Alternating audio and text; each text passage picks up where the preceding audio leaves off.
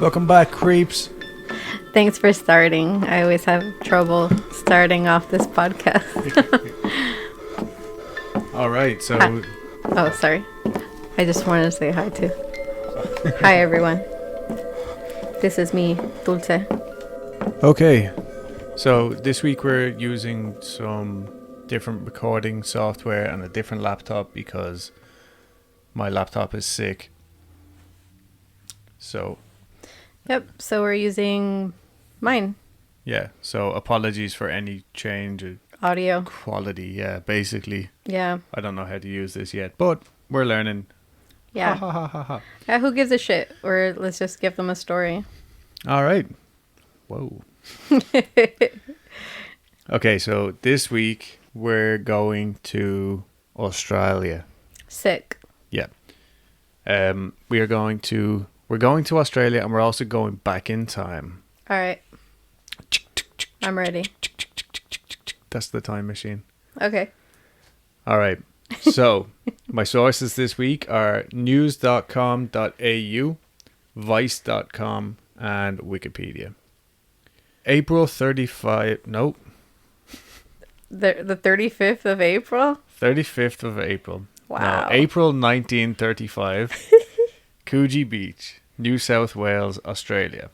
Fun fact, the name Coogee is said to be taken from a local Aboriginal word, Cooja, which means smelly place. Whoa, what? Yeah, so apparently it's got something to do with the amount of seaweed that used to seaweed stinks. Does it? Well, the sea stinks, and I'm assuming it's the seaweed. I didn't know the sea stank. Oh, yeah. Oh, yeah. Gross. Like garbage?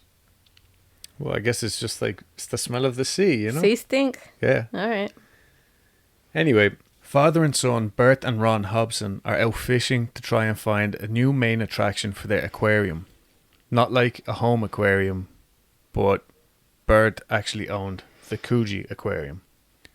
Like the city aquarium or the town aquarium, you know? Like the big honking aquarium. Okay.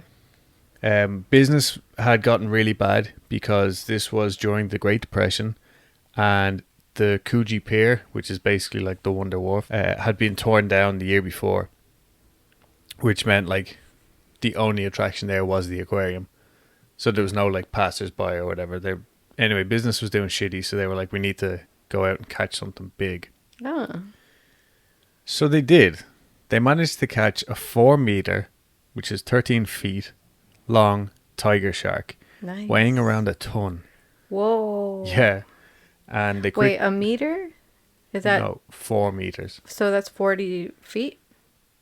No, 13 feet. I translated it for you. Oh, sorry. Can you imagine a 40-foot tiger shark? No. That's enormous. So no, he's 13 feet. Okay. And anyway, so they organized to get it back to the enclosure, Yeah. safe and sound. Their plan worked, and crowds gathered to see one of the great beasts that had been plaguing their beaches and harbors. Oh. Apparently, like, shark attacks were really on the rise around this time. Yeah, aren't tiger sharks like aggressive? I don't know, it's a fucking... Stay Stay away from all sharks.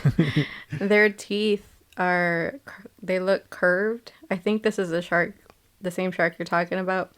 But they're supposed to be really aggressive, and their teeth are like kind of curved inwards. Okay. So that when they get you, They really fucking get you. yeah, they have like jagged teeth, not like nice pearly whites, like a great white. Yeah. Yeah. Right on. This all happened just in the nick of time because the very next week was Anzac Day, which is Australian and New Zealand Army Corps. That's what Anzac stands for. It's basically like Veteran Day or Veterans Day. Anzac Day rolls around and the place is fairly busy. Everyone coming to see this big old shark. But as we know now, sharks do not deal well with captivity. Correct. And this one was no different. So from what I can gather, the crowd was a lot bigger this day, and the shark just got really fucking agitated. Started like convulsing and all that, and eventually vomited in the tank.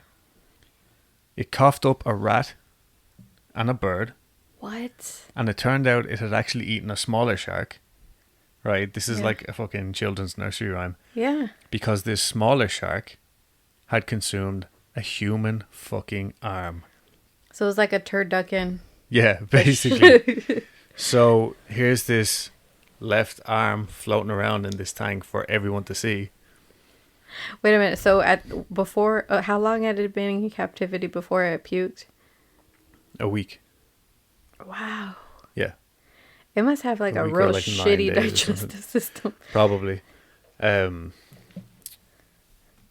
anyway, yeah, so while these people are left sitting staring at this fucking arm floating in the tank, That's so metal. it gets even more metal. It was the left arm of a man with a tattoo of two men boxing. That on is the inner so arm. fucking cool. Yeah, on the inner forearm. And there is pictures of the tattoo. Like, it's proper, like, They figure old out. school.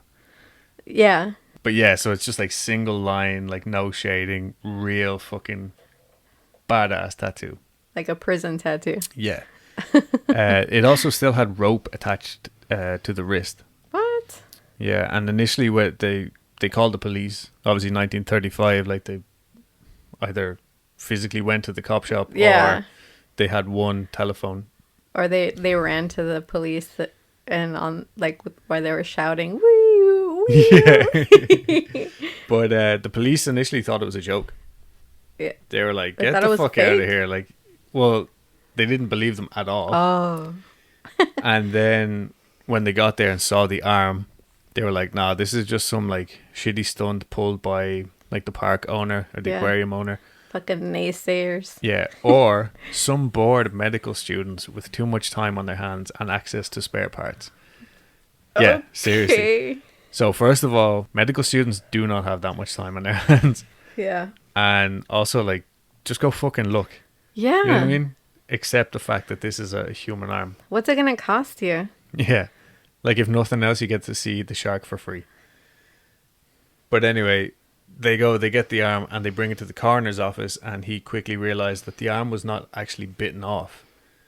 This arm had been cut or severed with a blunt knife.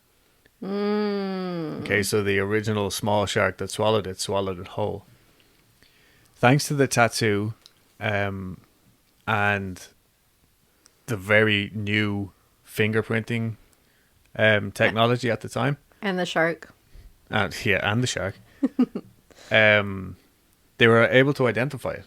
Oh, nice. Yeah, they literally, like, the old school fingerprinting was just looking at pictures for hours on end. So they went through all that. And then, yeah, they also posted a picture in, like, the local newspaper, which the brother was able to confirm, no, this is my brother, Jimmy Smith. So Jimmy Smith was a one-time aspiring boxer, hence the dude's boxing. Yeah. And at this stage, he was, like, in his 30s, and he had given up on his dream, basically. You know, like, he realized he didn't get that big break that he was hoping for. That sucks. Yeah, but he started to work like construction jobs. He was the manager of like a billiard saloon, which is just like pool, basically. So a bar with pool tables and shit. But I think like even back then, like snooker clubs now and pool clubs. What's a snooker club? It's a similar type of game. Okay. Like at home, they're not exactly like the place where desirables hang out. Like, you know, even still to this day. So I can only imagine back in 1935, it was like a rougher type of crowd. Okay. And this is where he did fall in with criminals who he would occasionally work for and also occasionally rat them out to the police. Oh, what? Yeah. So he was known to the police for like petty crimes, I'm guessing, and also for being a snitch. A snitch, yeah. So that explains why his fingerprints were readily available to compare. Mm-hmm.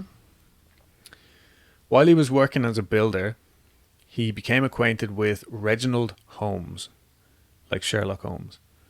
Holmes was a well-respected member of society. He was a third-generation boat builder with a thriving business in Lavender Bay, which is a suburb along Sydney Harbour's North Shore. So all, like, where these locations are in like prime real estate areas, like even today, like, well, especially today, you would have to have a lot of money to live in these neighborhoods, as far as I can make out anyway. But yeah, so his granddad had like started the business in like 1850, and so here he is now in like the 85th year of operation. Like he's, pillar of the community. He was known to give charitable donations to the church and was a proud family man. He was also a drug smuggler and a fraudster. He specialized in insurance and business fraud. This guy just sounds like he would literally do anything to get like a quick few dollars. He seemed to have his greedy little fingers in all of the pies. That's what I have written in my... I think I must have been getting salty with this guy earlier. And all of the pies. All of the pies. His stupid fingers. Yeah, stupid fat fingers. But yeah, so he also had like these construction projects going along as well. So I'm assuming like people would just come to him and be like, give us the money for this or whatever, and we'll, like loan shark almost. Yeah. But legitimate businesses as well. So like investments or whatever. Or like I said, this is how he came in contact with Jimmy Smith. He employed Jimmy to carry out various tasks, such as cheating builders out of supplies. I'm not sure how that would work. Being like, nah, man, there's 4 there. There's 4. And the builder's like, nah, man, there's only 3. Like, I'm counting them. And he's like, nah, man, 4. Like, I don't know. That's crazy. Yeah, in my head it's very black and white. Like, this is the amount of supplies I paid for. This is the amount of supplies I've received. Yeah. But anyway, that was one of their, like, swindles. And their other, like, main gig was over-insuring property. Which Jimmy would also go and destroy. Right. So, generally, arson was the method, like, their go-to method. Jimmy would also take Holmes' speedboats out in the night to pick up his heroin or cocaine drops, which would be left by passing ships at Sydney Heads, which is the entrance to Sydney Harbour. Mm-hmm. But this isn't like Dunleary Pier is like a small little, man-made entrance to a harbour, whereas these are natural, like, I think they're a mile wide or something like that. So they're a good bit out there. Like, I don't know, when I'm looking at these things, I'm thinking, like, there's no way I'd be in a little speedboat in the middle of the night. You know what I mean? Going out, and these are shark-infested waters. Yeah. As we know. What if the shark eats the heroin? He'll die one happy shark, I'd say. Fucking trip and fall. Yeah, train spotting, but sharks. Anyway, yeah, so this was one of his, little, like, side jobs or whatever. Nixers, as we call them back home. So, Holmes also owned a pleasure cruiser, which is just a big yacht. I don't know why, in every article it was like pleasure cruiser. But it was a big yacht named the Pathfinder, of which Jimmy was also employed as the caretaker. Now, all of this juicy, fraudulent activity required quite a bit of forging checks and insurance forms. So, I'm going to throw one last name into the mix. Okay. Patrick Brady. I would also like to point out that these are all delightful English and Irish names. Yep. Brady is described as a master forger. He discovered his gift for forging during World War I, where he would forge the signatures of generals. I don't know what for or anything, but that's where he found out that he was good at forging. Okay. Yeah, again, that So was also random. mentioned in many different articles, so I was like, I better include this. Yeah. Real important. Yeah. So they would rewrite checks for like negligible amounts from Holmes's wealthy customers and then cash them either in Holmes's boat company or Jimmy's construction company. This was like in between insurance jobs, just to kind of keep them floating, I guess. So anyway, it was like the perfect dream team for like Doing bad shit. for fraud, yeah, Yeah. So Holmes was the brains, Smith was the muscle, and then Brady was the forger. Okay. Okay. Anyway, they all got a bit too greedy for their own good. As you do. Yeah. There's a few different reports of how this actually went down, but I think it's kind of like a general combination of the following rumors. So that big yacht that Holmes had, the Pathfinder, that sunk one night in Sydney Harbour. Standard for, these guys' operations. But when Holmes filed the fraudulent paperwork this time, the company refused to pay out because somebody had reported the incident suspicious to the police. Now, our friend Jimmy Smith happened to be friendly with the police as well. So that's where some people are kind of putting two and two together. But others say that Jimmy started to blackmail Holmes for more and more money. But again, this was the Depression, and not only was Holmes's actual business suffering, but so was his criminal businesses as well, the drug dealing and stuff. Jimmy just kept asking for more and more money, and would obviously threaten to out him. So one night Jimmy tells his wife that he's going to go fishing. This seems to be a normal thing, going night fishing. I'm not that type of person, so I don't know. Night fishing? Yeah, a few people in this story go fishing at night, and their wives just accept that. So they're just like, whatever, weirdo. Yeah, okay, freak. Anyway, he didn't come back for a few days, and she started to worry. But then she got this phone call from some mystery man telling her, "Don't worry, Jimmy will be home in 3 days' time." But she never saw Jimmy again. Jimmy's last night was spent with Patrick Brady at the Cecil Hotel in Cronulla, some fucking crazy Australian name. Not the Cecil Hotel in Hollywood, which we'll probably cover at a later date. But anyway, apparently they were playing a noisy game of cards. So I don't know whether it was just like, Ace of Spades, Queen of Hearts. That gave me a giggle earlier. So it was like, yeah. Shuffle. This is me shuffling cards, mate. 1, 2, 3. How many did I give you? Yeah. Basically, I can't think of anything else. What is that? So they weren't at the Cecil for too long, and they went from the hotel to a small cottage that Brady had rented in Tolombi Street. I think it was only about 2 kilometers away from the hotel. And later that night, a taxi driver picked up Brady on his own from the cottage and took him to 3 Bayview Street in McMahon's Point, Holmes's home. So the taxi drivers back then apparently had amazing memories, and he remembered everything about the trip. I guess he just stuck out because he described Brady as disheveled and clearly hiding something under his jacket, later testifying that it was clear that he was frightened. Brady was arrested for random forgery charges. They just had to bring him in over whatever, so they got him into the station where they interrogated him for 6 hours. I don't know what happened in this interrogation room. This was almost 100 years ago, so I'm sure they weren't exactly the most, PC of policemen. But anyway, he didn't say anything. 6 straight hours of interrogation. And eventually they brought in his wife. So I don't know, what they did to his wife or what they told her, but she came in and she was in an absolute state, sobbing her heart out and just totally distraught. And this broke him down, and he agreed to write a full statement. So this next bit, the way Vice wrote it makes it sound like Holmes actually heard the sirens coming over the hill towards his house, but I don't know whether that's actually what happened or he just got wind that Brady had been picked up by the police.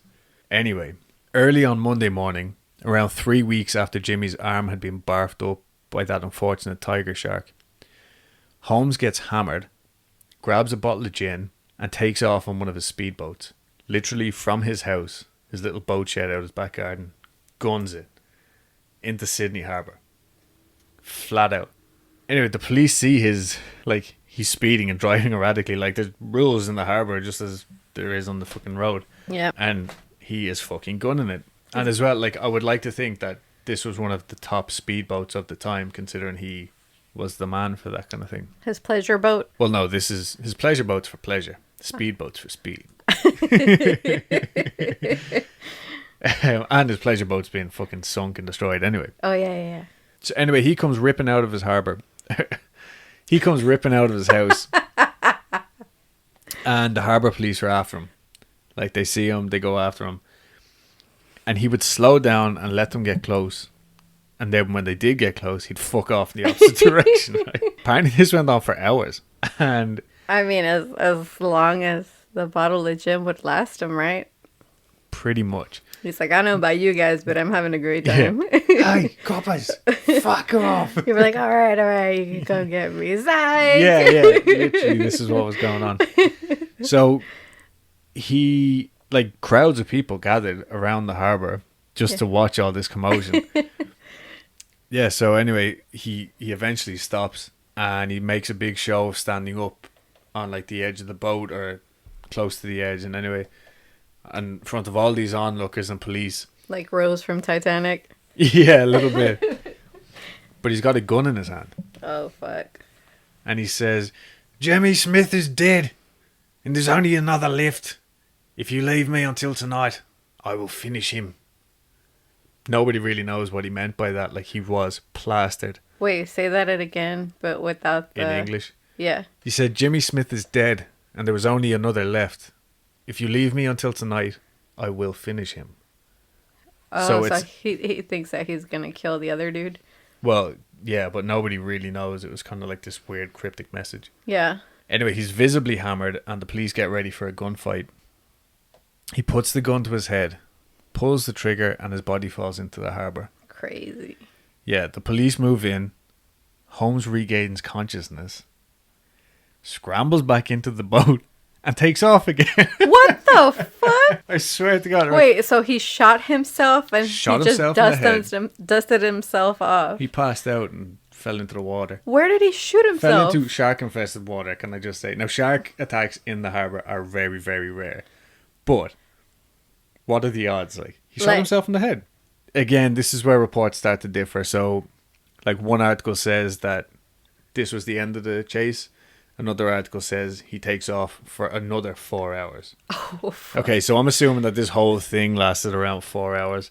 But he disrupted the morning ferry services, which seemed to really have upset a lot of people. I mean, if it was noteworthy. I mean, yeah, you know, these people are going to work. Anyway, he eventually led the police totally out of the harbour. Again, this harbour goes on for miles.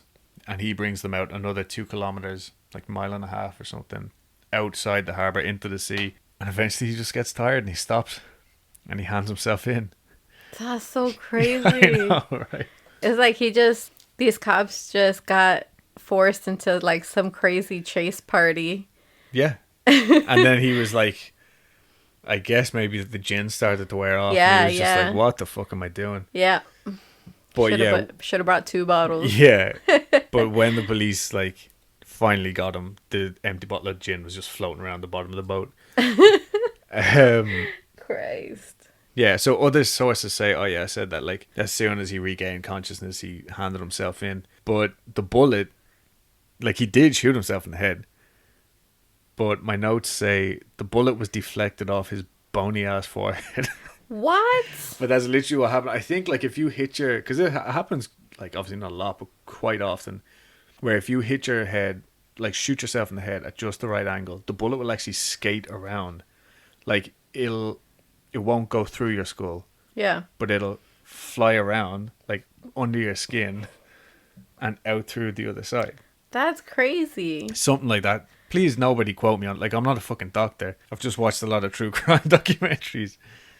But yeah, so this does happen quite often. That's crazy. Yeah, so he was one lucky motherfucker. Yeah. So, Holmes, at this stage, is understandably fairly tired. So he gives up. Like, as soon as the police take him into custody, he's like, look, I'll tell you everything. Just leave me the fuck alone. I've got a sore head. Like, yeah. You know? He tells the police that Brady showed up to his house late one night, holding Jimmy's severed arm and threatening blackmail if he didn't hand over £500. Apparently the Australians used to use pounds. So that's the equivalent to around 25,000 US dollars today. Mm. No, I'm sorry. That's the equivalent to around 25,000 Australian dollars today. Mm. Holmes told police that Brady explained how he had killed and dismembered Jimmy before putting his body parts into a trunk, which he drove out and dumped in Gunnamatta Bay. Again, it's all in Sydney Harbour, just different little beaches. So this was known as a Sydney send-off back in the day. Wow. Yeah, this was like the mobster move. Yeah. So Brady hung on to his left arm because of the tattoo. Easily identifiable, and he knew once he got to Holmes's house, he'd be like, fuck, that's Jimmy's arm. Yeah. Which is another reason I'm thankful for tattoos. Me and you will always be very easily identified no matter what happens to our faces. Yeah. So anyway, Holmes gives him the money and Brady pisses off, but he just left the arm sitting in Holmes's living room. And so then Holmes naturally freaks the fuck out, gets into one of his boats, man of many boats, drives out. Oh, yeah, he drives out in the boat to fuck the arm out to sea, where it was then eaten by a shark, who was then eaten by a bigger shark, who was caught by the father and son, and you know, Aquarium. that's why we're all here today. Ah. But with this confession, Holmes agreed to be a witness in the case against Brady, which was to be held on June 12th. So this all happened like April 25th was when Smith's arm was coughed up in the aquarium. So June 12th is the court date for Brady, not Holmes. So that morning, the police arrive at Holmes's house. I have Holmes's home written again just because I thought that was funny. Well, so they let him go after that? Yeah, they let him go. He was willing to testify. They believed his story. Oh. Again, this is the rich man. Yeah. Brady's the poor man. Okay. Anyway, he goes off and he's living his life as normal, basically. His boat life. Yeah, from what I can tell. But police arrive early on June 12th to bring him to court. But when they pull into his driveway, they find him sitting in his car with 3 bullets in his chest. This time he is dead. So this was his last insurance job. On himself? Yep. That's so metal. Yeah, so the general consensus is that Holmes had taken out a hefty insurance policy shortly before ordering a hitman to kill himself. Who was the benefactor? His wife and kids. Wow. Yeah, because suicide wasn't covered by the insurance policies of the time. Right. I think a lot of insurance policies still to this day, they don't cover it. Yeah. So, yeah, again, that's the general consensus. But it's also possible that Brady or possibly another criminal connection, you know, his drug connection or, you know, any of these undesirables that he was friendly with, could have possibly ordered the hit. But either way, no one was ever charged. The trial went ahead, but he was the main witness, and they still had no body.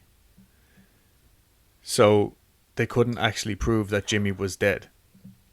Like, how did they know that he wasn't just out gallivanting, living his best one-armed life? Yeah. So Brady had never been charged with a violent crime.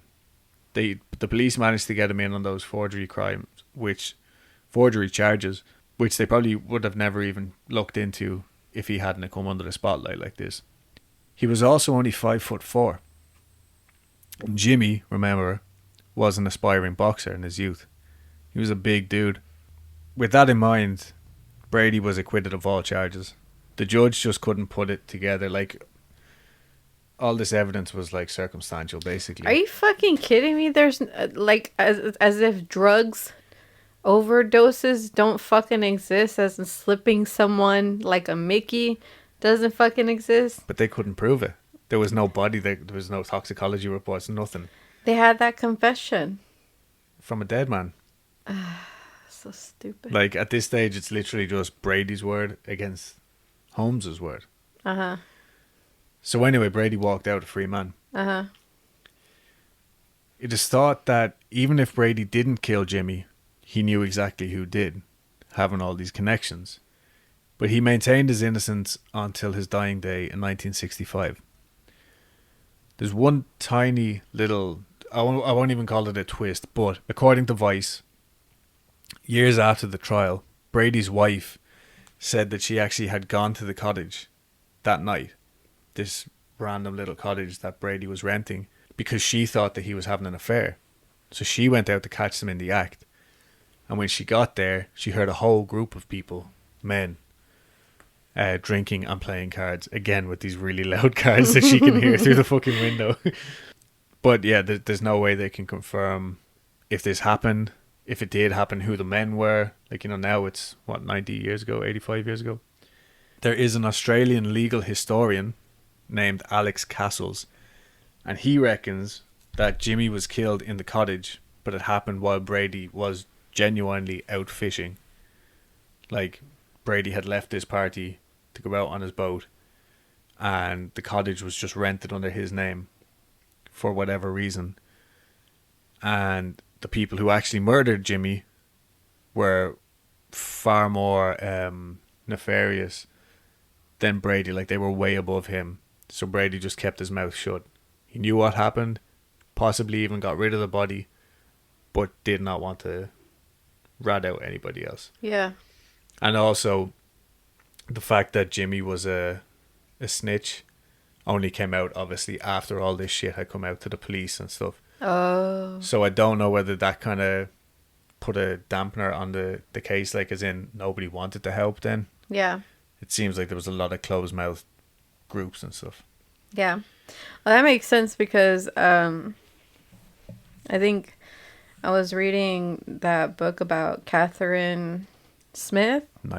Catherine Knight. I don't know why every time I mention her, I give her a different last name. And it kind of felt that way, where it was like things were just very community, like we take care of things on our own. Yeah, yeah. You know? But yeah, so there you go. I thought that story was really fucking cool. That's like it could be a movie. Literally, the way, like, as I was reading it, I was like, that's crazy, shark. And I was like, that's crazy, boat chase. And in my head, I'm seeing him, like, dancing on the side of the boat, like... Fucking shark, man. But yeah, either way, poor old Jimmy Smith never got, nobody ever got accused of the crime. Poor guy. Or sorry, nobody ever got charged with his murder. Well, maybe not poor guy, because it sounds like he started out okay. Yeah, I don't know how nice or not nice he was, but yeah, cool tattoo, and I will post that. I say this every week. I'll post these pictures on the Instagram. I never fucking do. But there's actually a lot of pictures from this crime, like the different individuals involved, like Patrick Brady. What about the tattoo? Yeah, it's there. What? Yeah, and Patrick Brady, like, not to judge a book by its cover or anything, I'm sure he was a lovely man, but he looks guilty.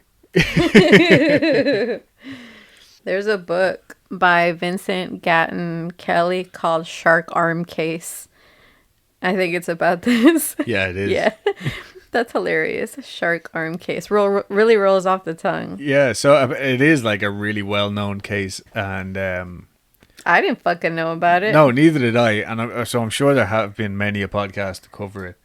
Suicide. And maybe they have better information or more information, but I couldn't not talk about it because it was such an interesting case. The cover of this book is fucking amazing. It looks like it the one, the old school Pulp Fiction cover?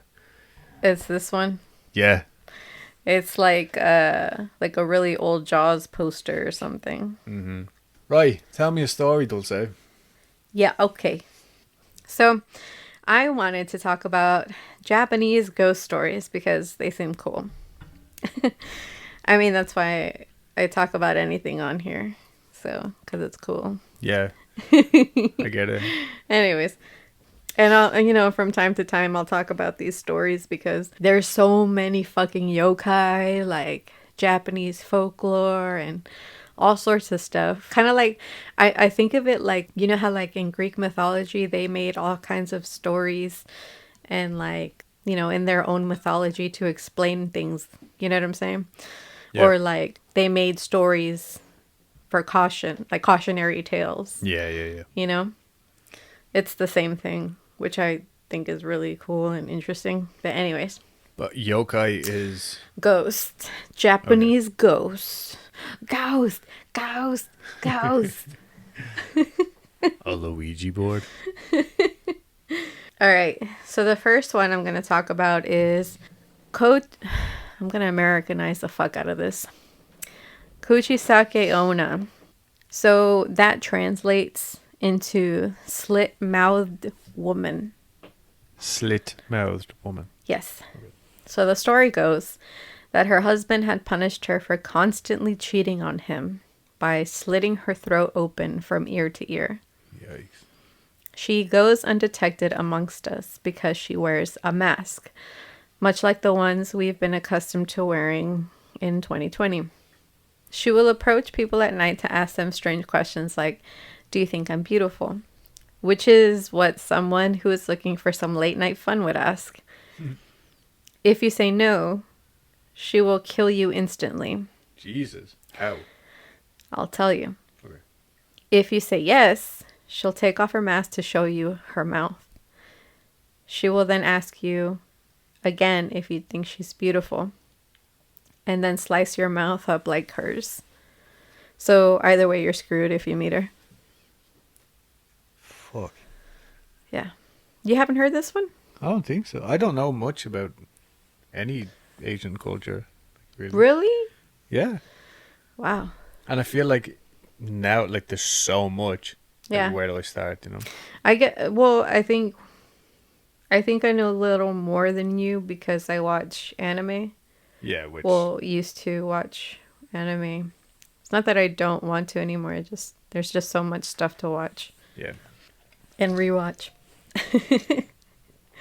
Yeah, because it turns out we have anxiety disorders, so we need to rewatch the same thing over and over again. Yeah, because we don't like surprises. Nope. Oh, Michael Scott burned his foot on the grill. Thank God. Yeah. All right. Yuki Onna. This translates to snow woman. Snow woman, no cry. Oh my God. I'm sorry, listeners. So, snow woman originates from North Japan, where it gets super snowy. Of course. She has snow white skin, of course, and long jet black hair. She leaves no footprints if you see her walking through snow. She was alive once before being murdered and left in the snow to die. Or I guess she already died if she was murdered. There's a lot of weird stuff going on there. Yeah. Anyways, she's said to kill people by luring them into the woods and freezing them to death. Or she'll suck your soul out through your mouth. Like a Dementor. Yeah. These creatures can actually fall in love with men and live happy married lives. What? Yeah, they can eat food and do things. Is it like if they fall in love, then they can lead like a normal life? No, they can do all these things, but they can disguise because they look like women. Okay. But they're not. They're monsters. Really, because real women don't freeze you to death. Fridges do. Terrible. So, like I said, they can live normal fucking lives, you know, if their husband doesn't catch on that they're fucking snow people or snow ladies, you know? Yeah. Obviously, that becomes a deal breaker, and, you know, the marriage breaks up. So that's the lore of married life for these snow women. Right, right. Personally, if I was married to a creature like this and I found out, I don't think I'd care. I wouldn't, because it's like, we have dinner. We go out and do things. Yeah, yeah. We're just living a normal ass life. I just know that you have the power to do this. Yes. Yes. So I will behave. Right. Maybe that's why it's a deal breaker. It's like, I don't want a woman telling me what to do. It's demasculating. Yeah, yeah. I want to suck the soul out of your mouth. Why can't I? That's my man voice. Give me that soul. Yeah, I like your man voice. Do I sound like a man? No. I like when you try to talk deep voice. Yeah. That's hilarious. So apparently there was this story. I left it out of my notes. I'm not entirely sure why, because it was a good story. But there was a story about this snow woman who had got married because she fell in love with a dude, and they lived happily ever after until like winter came, and he like insisted that she take like a hot bath instead of like a quick shower, I guess. Yeah. And he was like, no, like if you don't take a warm bath, you're gonna get sick. Like, you really should take a bath. And she was, you know, knowing she was a snow woman, she's like, no. No, I'll melt. So finally, after a lot of insisting, like, he ran a bath for her. And, you know, she went in and And when he went to go check on her because she wasn't coming out, he just found icicles in the water. Weird. Yeah. So that's how you kill them. Yeah, you run nice hot baths for them. Who knows? Maybe he knew. Yeah. Chochin Obake, Okay. which is a possessed Chochin lantern. Sometimes I think my tongue is too small to pronounce things properly. I feel like I have to stick out my tongue to enunciate. Lantern.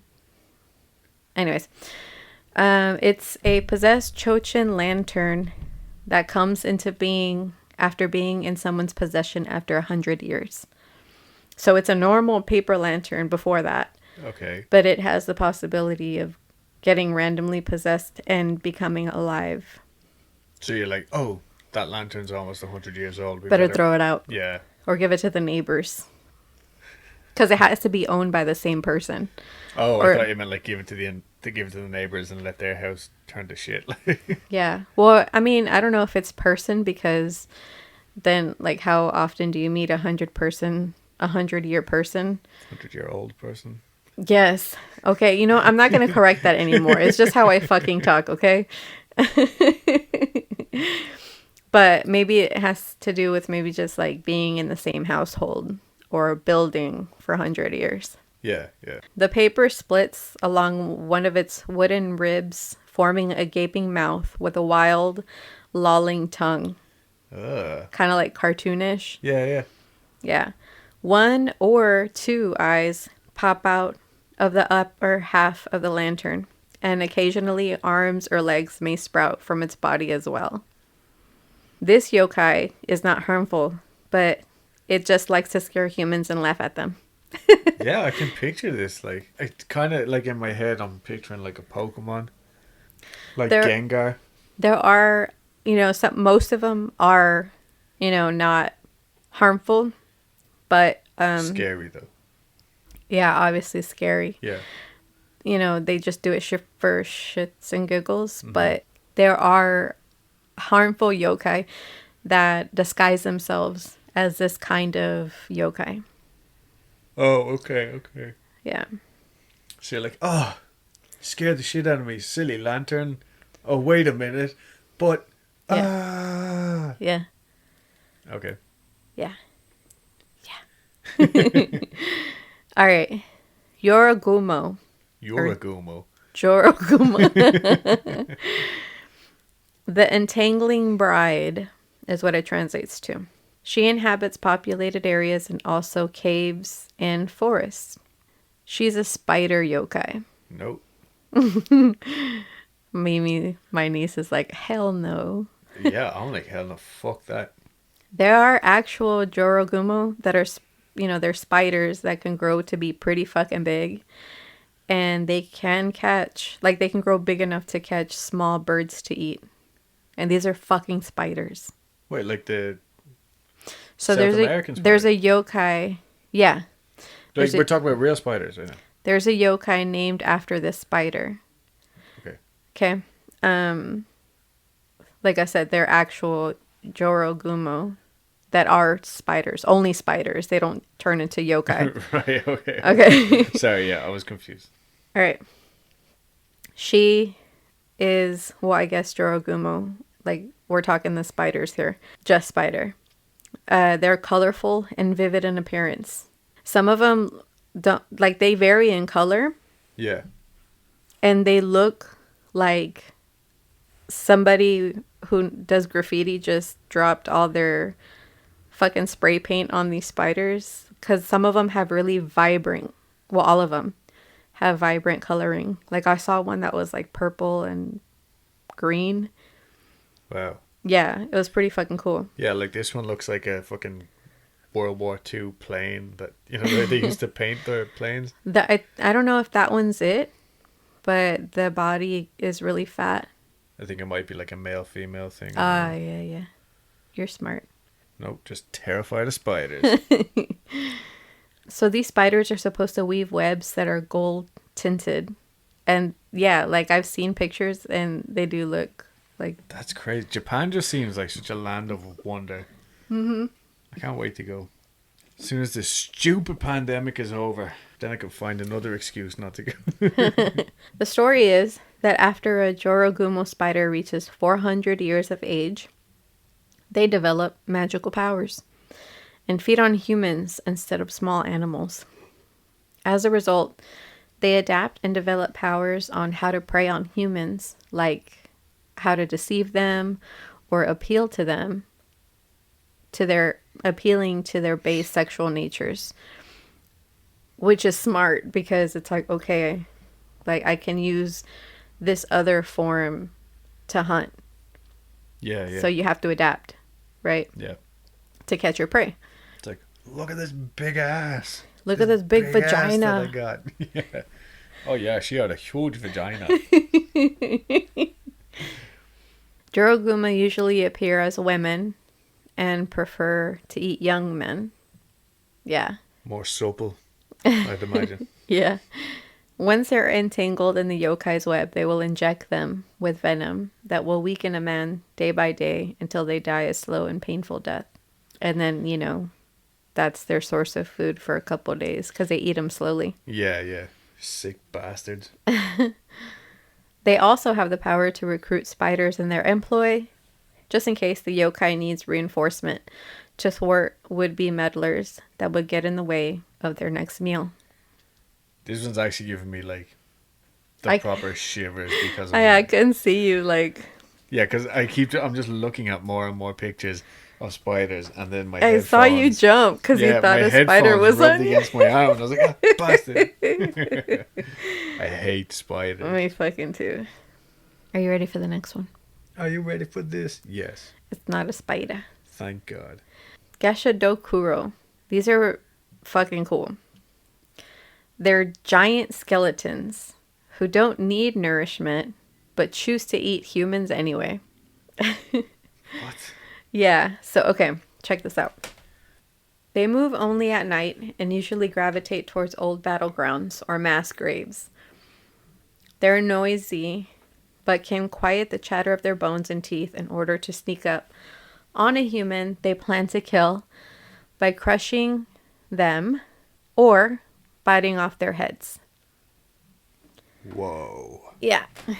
So the cool thing about these things is like how they're made, because these things are like essentially born. These giant skeletons are a collection of the bones of people who have died without proper burials, which makes sense as to why they gravitate to battlegrounds and mass graves. It's the anger and pain that molds this collection of energy and bones. Once the anger burns out of this monster, it can die. That's cool. Yeah. Yeah. So you get it? Yeah. Okay, cool. Like, I just want to, because when I type up these notes, they make perfect sense to me. Yeah. But, No, I like that one. I can picture it, like, again, being like a movie. Yeah. This one's creepy as fuck. This one is called Kurobozu. Kurobozu. It translates to the black monk. This creature looks like a shadow person that looks vaguely similar to a monk. It feeds on the breath of humans. It smells so bad that it can make people sick. Some reports say it smells like garbage or rotted fish. Yeah. It can move at very fast speeds, almost, and it looks like they're flying. Like, that's how fast they move. I don't like that. I don't like things that move too slow, and I don't like things that move too fast. Oh, yeah, you're scared of sloths. I forgot. These things only come out at night. Kind of like a sleep paralysis demon. Okay. Yeah. And feeds off human breath. That's weird. Like, does it, like, take your breath? Like, you know what I mean? Can it kill you? Yes. That's the idea? Okay. It's slowly. Right. Mm-hmm. Because, like, once it'll slowly feed off the same person. Okay. And while it's doing this, while it comes every night to steal your breath. Yeah. It makes you sick because you're slowly dying. Wow. Yeah. The most well-known Kurobozu report comes from the early Meiji period. From a newspaper article in the Hochi Shinbun, the encounter took place at a certain carpenter's house in Kanda, Tokyo. At midnight, a black shadowy figure shaped like a monk suddenly appeared in the house.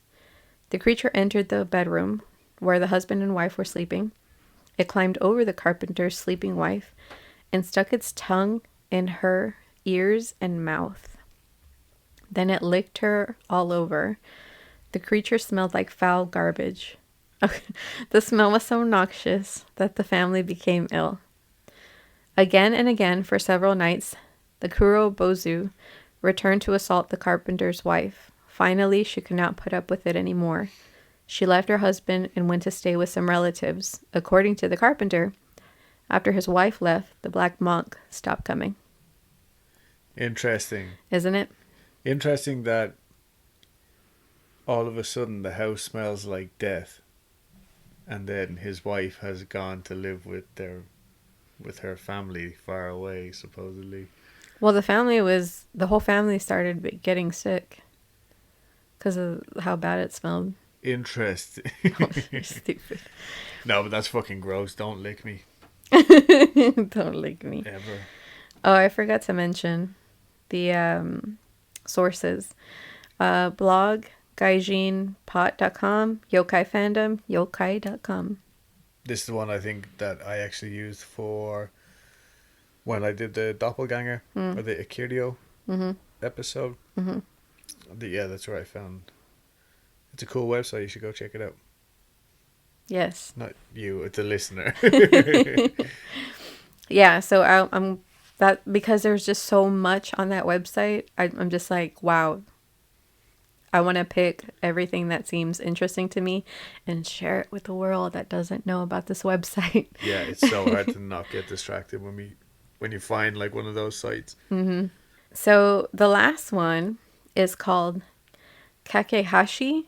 So this one I'm going to read word for word from the yokai.com site because it's such a good story. It's not like, oh, it eats this, it does this, or, it's not like that. It's just a really good story about this yokai. I can't wait. If we ever were to have a child, I can't wait to scare the shit out of them. Oh my god. Kakehashi. The translation for this is nun. That's her name, nun. Nun as in like a Catholic Nothing. nun. No, like nun as in void. Okay. All right. So appearance. Kakehashi. Kakehashi appears in Baika Hyoretsu by Edo period novelist Santo Kyoden. She brutally murdered her husband's mistress and in turn fell victim to the curse of the mistress's vengeful ghost and her own karma. This is the legend. Kakehashi was the beloved wife of the samurai Karakoto Urasaemon. Kakehashi was unable to become pregnant, so Urasaemon kept a mistress named Manohana. Kakehashi and Manohana got along very well, but Urasaemon was away on business. But while Urasaemon was away on business, his neighbor Furutori Sabunta plotted against him. He laid a trap for Kakehashi, toying with her emotions. Sabunta made Kakehashi believe that Urasaemon and Manohana were planning to murder her. He showed her letters from her husband to his mistress describing their plan. Then Sabunta seduced Kakehashi.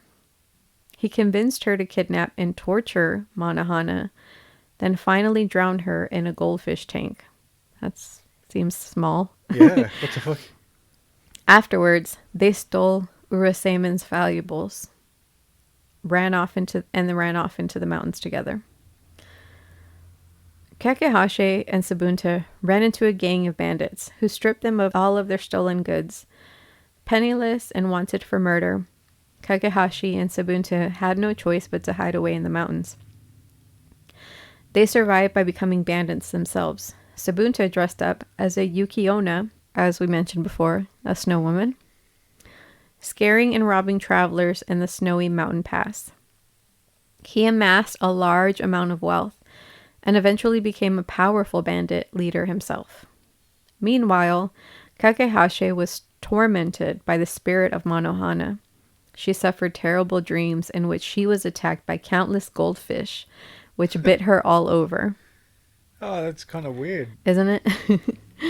When she woke up, she was covered in painful bruises in all of the places she dreamt the goldfish had bit her. Kakehashi put ointment on the wounds, but it only caused the pain to increase. Eventually, the pain was so great that she became bedridden. Kakehashi's symptoms worsened day by day. Her face began to swell. Pustules erupted all over her body. Her skin split and became streaked with rivers of pus and blood. Ew. The pain and the itching were unbearable. The stench was nauseating. As her symptoms worsened, her cheeks inflated like balloons. Her lips and nose rotted and fell off, permanently exposing her teeth.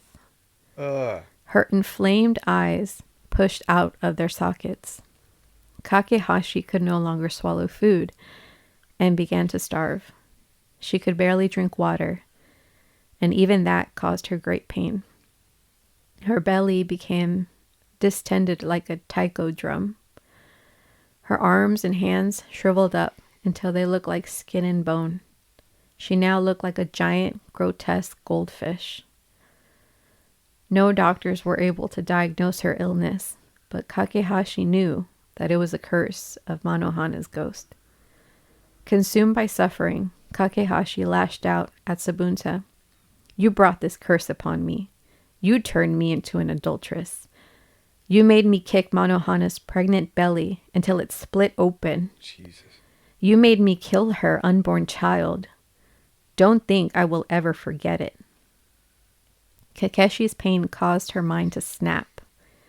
She alternated between spitting curses at Sabunta and cuddling her pillow like a child, singing lullabies to it. If Kakeshi wished for death, Manohana's curse did not grant it to her. Letting Kakashi die would be too merciful. Manohana wanted her to suffer, and so Kakehashi slowly recovered from her illness. But while her pain and her insanity gradually subsided, her physical deformities never healed. She was cursed to look like a monster for the rest of her life. After that, Sabunta returned home, less and less often. Kakehashi became increasingly jealous. She was terrified that Sabunta would leave her because of her disfigurement. One day, after Sabunta had not returned for several days, Kakehashi grew tired of waiting. She went looking for him herself. She found him drinking sake in his camp, with his arms around a pair of beautiful young women. Dirty bastard. Kakehashi was furious. She stormed over and grabbed both women by the hair and snarled at Sabunta. "Wherever you hide, don't think I won't find you." Without hesitation, Sabunta drew his sword to Kakehashi's neck. He revealed the truth to her. "Everything I said to you was a lie. Your husband never betrayed you. I forged those letters just to manipulate you. I never loved you. I just used you to get Urazaemon's money. You are the one who killed Manohana. How dare you begrudge me for your sins? Everything that happened to you is your fault because you were dumb enough to believe my lies." Kakehashi regretted everything she had done to her husband and to Manohana, but it only fueled her rage. Her eyes flared with anger. Her fangs snapped in her lipless mouth. Her long hair flew about wildly. Gripping the two girls by their hair, she screamed, "If you kill me, I will find you. Alive or dead, I will find you. I will hunt you down across the 6 realms and the 4 directions, and I will have my revenge. Sabunta laughed, holding his sake in one hand and his sword in the other. He mocked Kakahashi. Then he cut Kakahashi's head from her body. Suddenly, the sky grew dark. A gust of wind blew, and the earth began to shake. Kakahashi's severed head shot up into the sky. Her eyes burned, white hot, and stared at Sabunta. Flames leapt from her mouth. The screaming head spiraled around him in circles, and then it suddenly vanished. Sabunta looked back at Kakahashi's body. Her dead hands were still gripping the hair of the 2 girls. Sabunta cut her arms from her body to free the girls, but it was too late. They were both dead. From then on, Sabunta was haunted by Kakahashi's vengeful ghost. Everywhere he went, Kakahashi found him and tortured him relentlessly. She inflicted him with sickness and madness, and like Kakahashi, his disease left him disfigured. And just as Manohana had done to her, Kakahashi never killed Sabunta. It was Urasaemon's brother, Takijiro, who eventually tracked Sabunta down and took revenge upon him. Fucking hell. These stories, man, they're so good. Yeah, Jesus Christ. That was good, though. Hope you guys enjoyed that. Yeah, I certainly did. Anyway, listen to story time. Listen to story time. Yeah. So this story comes from Reddit user StarfishFish. It's called Bumped into a Shadow Figure Outside of the Bathroom. That sucks. Yeah, it's not too long.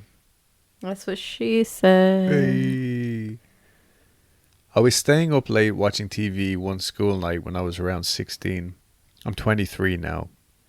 I got up to go to the bathroom. When I was finished, I opened the door and walked out as normal. I had taken maybe 2 steps when I suddenly felt myself run into someone and be slightly pushed back. Without thinking, I apologized as I believed it to be one of my relatives. However, when I looked up, as I had my head down before, I realized that what I was looking at was an obscure, human-like shape that was entirely opaque. It was as if I had bumped directly into a shadow that had taken on a three-dimensional form. Before the initial disbelief could even set in, it disappeared. I reached my hands out in front of me, but nothing was there. I literally sprinted back into my room and leapt on the bed. Nothing quite like that has ever happened to me since, but I definitely had other very strange occurrences in that house. Bum bum bum. That's crazy. Yeah, right? That's like that has to be like one of the worst, like the things to be afraid of. Like, oh, I hope I never have to run into a shadow. Yeah. You know what I'm saying? I just wonder, like, yeah, you can never go back to being 100% comfortable in that house. No. Surely. You'd never be the fucking same. No. The conversations you'd have afterwards. Like, you wouldn't be able to have normal conversations, I would assume. Yeah, you certainly wouldn't be, like, walking around the house with no lights on. That kind of reminds me of, like, how I was saying, like, you'd never be the same. That story, that small storyline, it was a subplot or sub-storyline from American Horror Story. The first season, the guy went to go to the psychiatrist dad and was telling him that he can't be in the bath, like he can't look at mirrors or something because he was afraid that the pig man would come out. Oh, yeah. You just, shit like that happens to you, you're never the same. End of it, Yeah. Well, hope you're all right, Starfish Fish. Okay, gang. This was another week of Weekly Creep. We hope you're all still enjoying it. We are getting new listeners every week, so... Yeah, we got like a positive review. Yeah, another positive review on iTunes. That really lifts our spirits and makes us go, oh, look at this. Yeah, it's like, hell yeah, we're not just doing this for fun. Like, people enjoy listening to us. Yeah, which is really nice. It is, yeah. It's encouraging. I always seem whenever it's hard, when I'm having a hard time trying to figure out what my next topic's going to be. Especially because, like, I feel like all the topics that I've done before, I'm just like, man, that one was so interesting to me. Like, how am I going to find one that'll top that one? That'll blow my mind. And I know it's going to happen, you know, because I'm personally the one picking out the ones that I like. Yeah, yeah. But still, it's just the idea is daunting, I guess, or, you know? Yeah, I do find like sometimes I'll spend like an hour or two getting balls deep in a topic and then go, nah. But we love it. And we're having a great time doing it.